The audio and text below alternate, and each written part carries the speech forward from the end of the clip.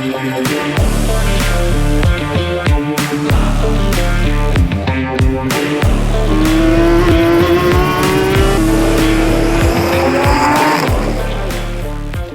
guys, welcome back to the BMWBLOG YouTube channel and welcome to Homestead Miami Raceway. I'm here with Tom Plucinsky, the head of product communications in the US. And you do this every year, Tom, but people have not seen these videos before. Tell me, why are we here today? Well, we're here to shake down some of our classic race cars. We're standing in front of an E92, but we have an E92 race car here. It's a good chance to be with some friends. Brian Redmond runs this event.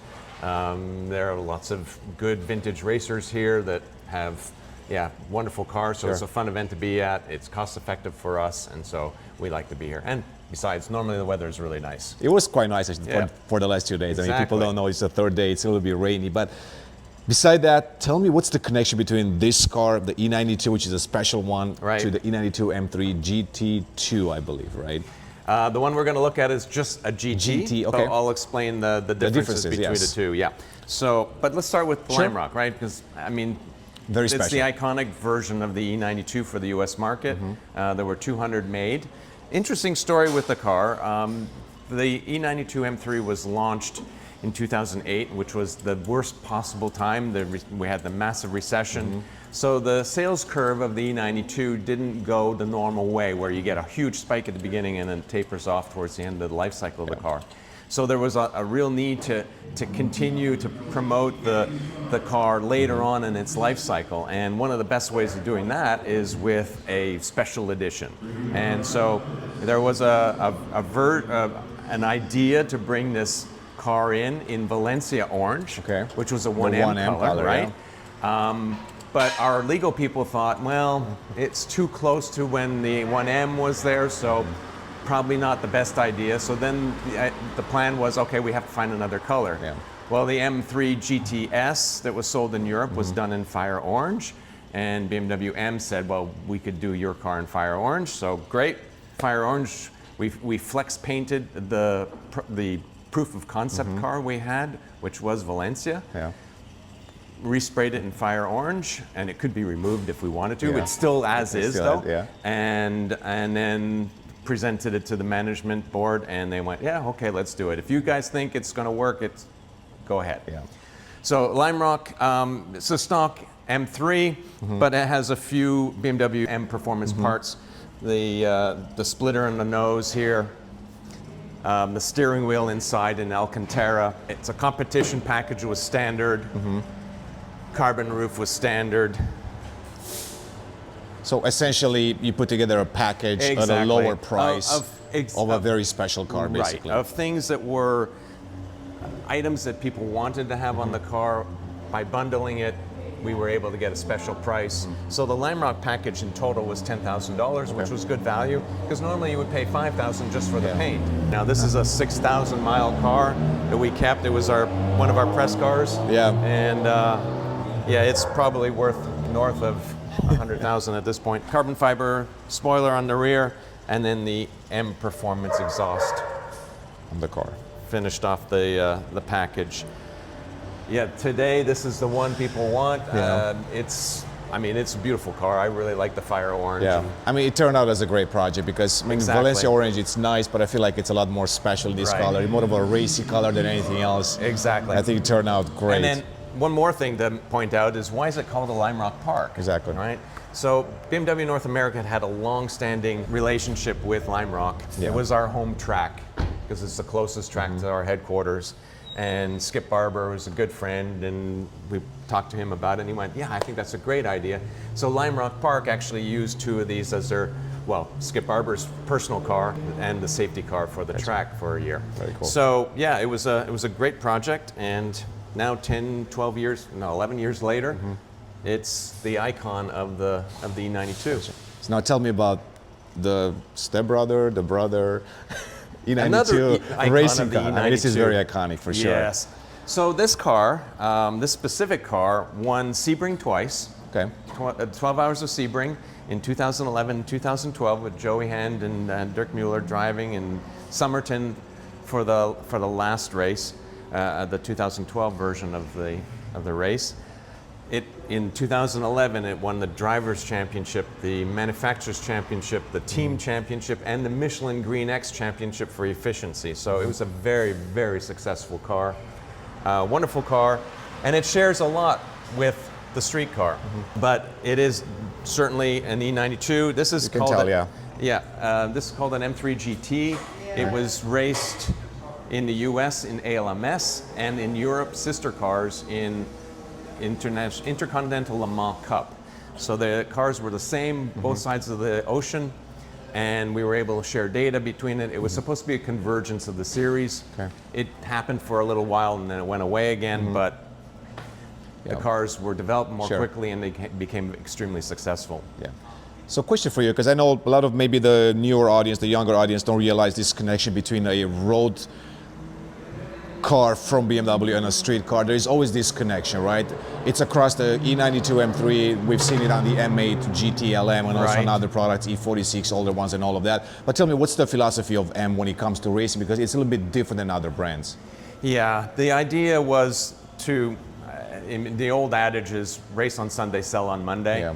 And for us, we wanted to be racing as a factory team, cars that were similar to the cars you could buy.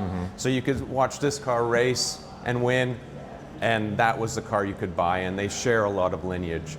So that's been a philosophy with BMW for many years, and we have a few of them in the garage here that we can look at later on. But yes, that's the idea. Now, in terms of, okay, what's the same on the car? The basic structure in the center is pure stock E92. The carbon roof is the same carbon roof as on the Lime Rock over there. After that, things change. I mean, it's much wider. It's got a wing on the back. The engine is a V8. It's a 4-liter V8. Same basic engine as in the street car, except this one is a flat plane crank car with a dry sump lubrication. Because under the hood, and very the hood's lightweight. pretty light. Yeah, very lightweight. But under the hood, it is quite different. It's just a matter of air management here. So if we look at tubes, these are tubes to provide air into the cockpit for the driver. Here's your radiator exits, and they exit up onto the hood. We have our air intakes for the engine here. And by the way, these are the restrictors that IMSA requires. So this is how IMSA would adjust how much performance we have. Engine puts out about 525 horsepower in its current guise. Yeah, you can see it's quite far back and quite low. So a little bit of a different balance compared to the road car. Definitely. So the street car is about 50-50 weight distribution. The race car is more, I think it's about 46-54 in the back. So, which makes sense. Yes, the idea for rotation is to bring the mass to the center of the car and also a little bit rearward for racing. So you've raced this car personally just a little bit, like you know, on the track here and other places. How does it feel like behind the wheel? I've only been on the passenger side once. It's a wonderful car.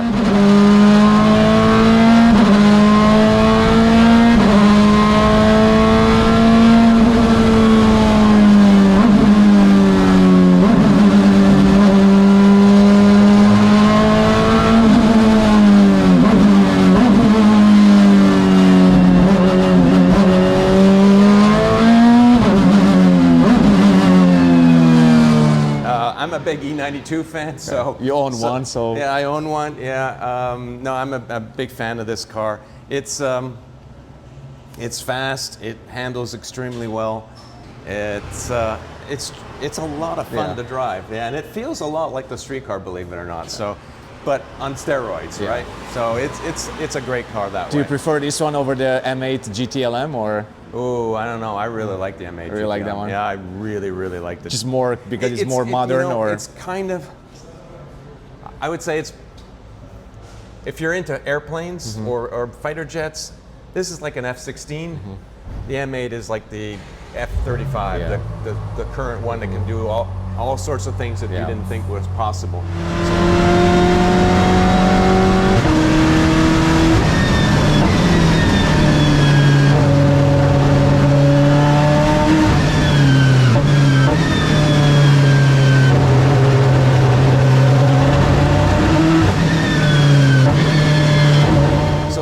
different kind. They're different Sure. era. I mean, they're separated by over 10 years, so Gotcha. a little Yeah, bit different. makes sense. I want to Let's show take a look. something a little bit different inside here.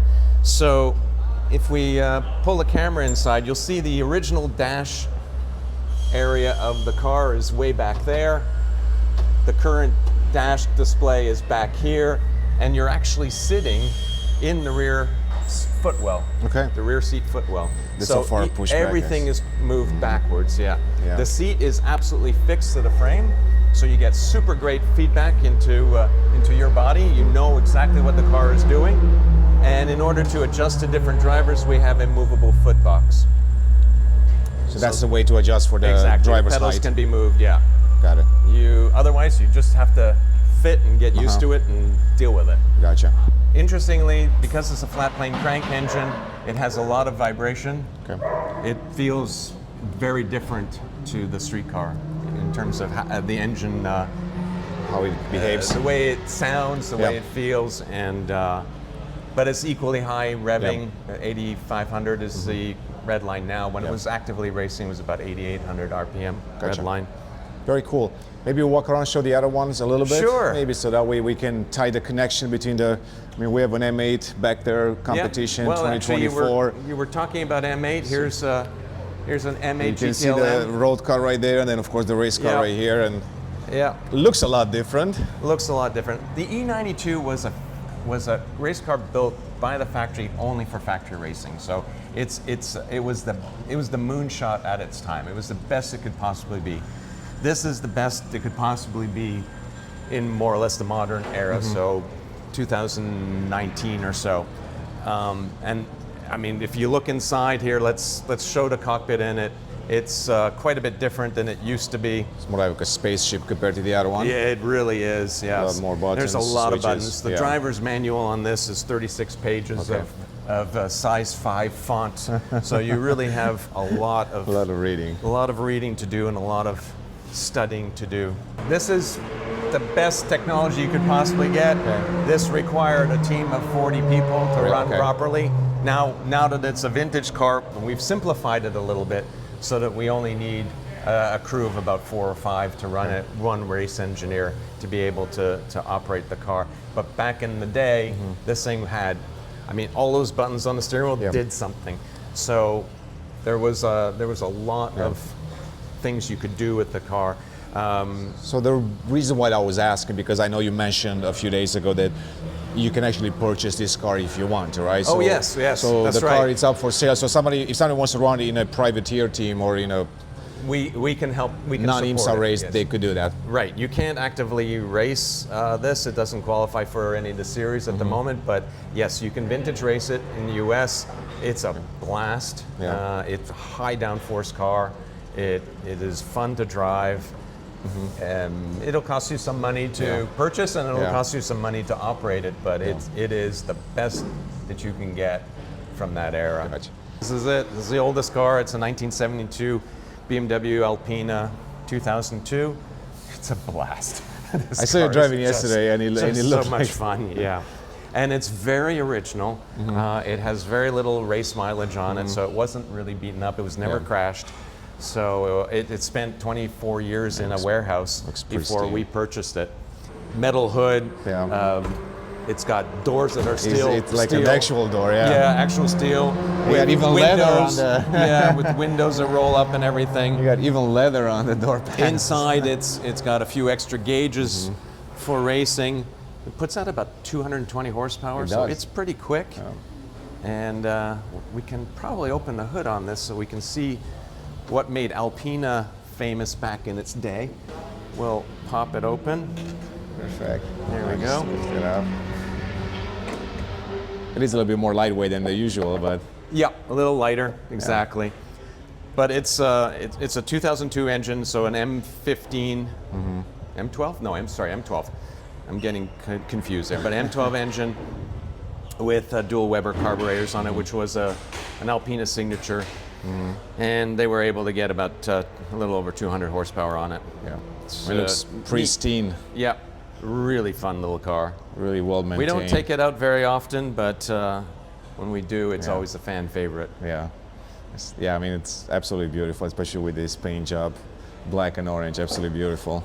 And it's probably the loudest car we have in the collection.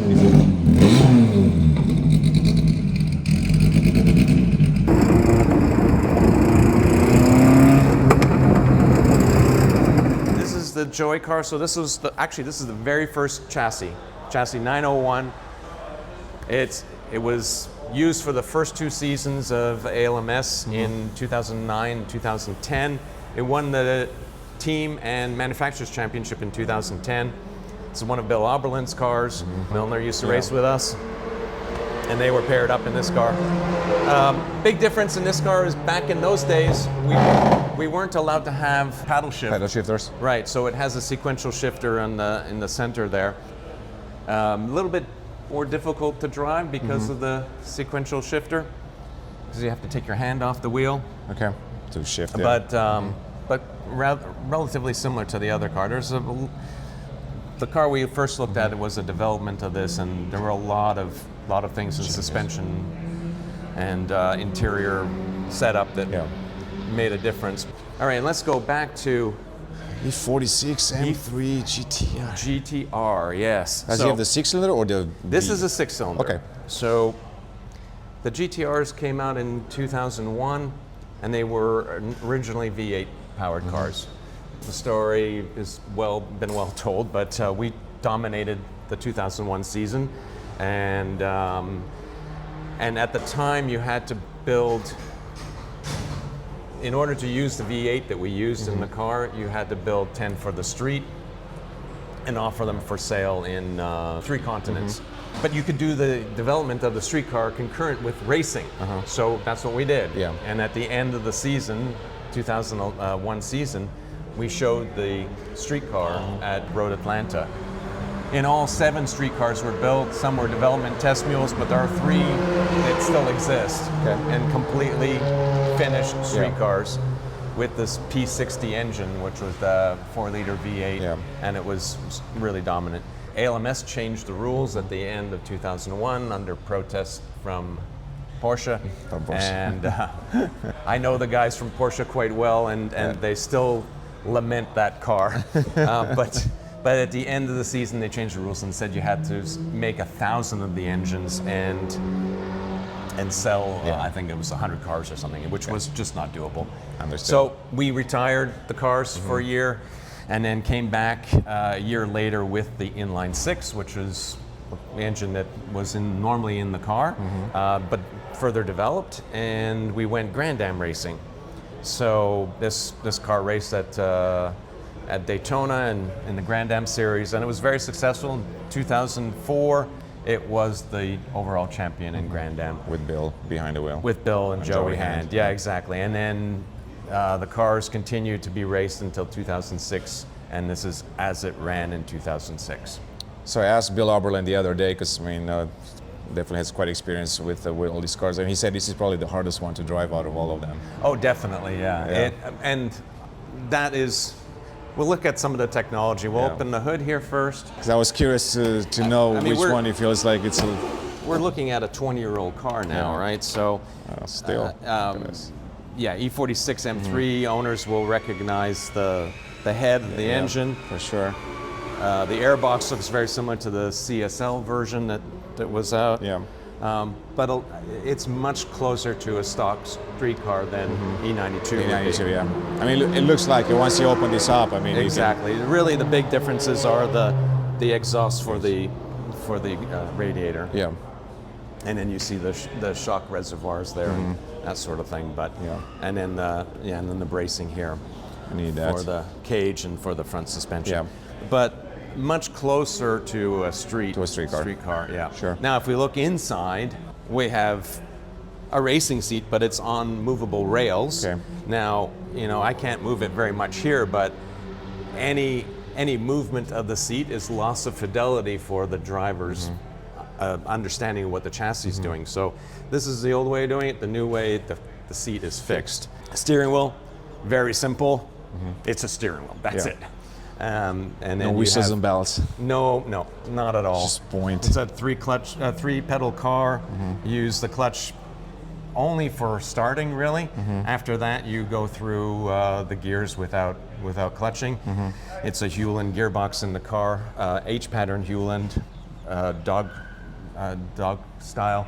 So you lift to shift, and lift and blip to downshift. So your handwork and pedal work have to be perfect, otherwise you get gear grinds, and that's not good. So yes, much more difficult to drive. Old school. Looks old school for sure. Yeah, you're using your feet and hands have to coordinate together, all while you're getting past in traffic, because this is GT. There were prototypes on track, so you're watching your mirrors. You're counter steering sometimes, so a lot of work to make this go. To wrap this up, tell me what's going on with BMW Motorsport in 2024. Well, I think there's two sides of motorsport in 2024. In the modern era here, we have, first of all, we're racing in GTP as a factory, and it's a hybrid powertrain in that vehicle. And so we're competing at the top end for overall victories, and we're doing quite well. The car looks fantastic. It I guess foreshadows some of the styling of the or design features of the future, so that's cool. And then on the other side, we have a very robust customer racing program now. So we have M4 GT3s that are out in Turner's running one, Paul Miller Motorsport's running one, Samantha Tan has one in SRO racing. So there's a number of those in the country. Then we have GT4s out there, the new G82 GT4. Also one step down in terms of performance and downforce and so on, but a good chance for people to get some real racing behind. And then there's the M2 CS racing, and we've seen a couple here at the track. And those are great track day cars as well as a good feeder series type racing. So we have race cars for the continuum. You can start in M2, and if you get comfortable with that, you can go to GT4, and then, okay, now you want to play with the big boys, then you go to GT3. Very cool. Well, Tom, thanks so much for your time once again. Your knowledge in all these cars, it's always impressive, and every time I talk to you, I feel like I'm learning something new, even though we talked about these cars quite a few times in the past. But there are always some hidden stories, but absolutely my favorite, the E92 Lime Rock, such a beautiful car, and the story behind it, it's unbelievable. I wish that one was mine, actually. One day, maybe. Well, guys, thanks for watching once again. We're live from Homestead Miami Raceway, and we'll see you in the next one.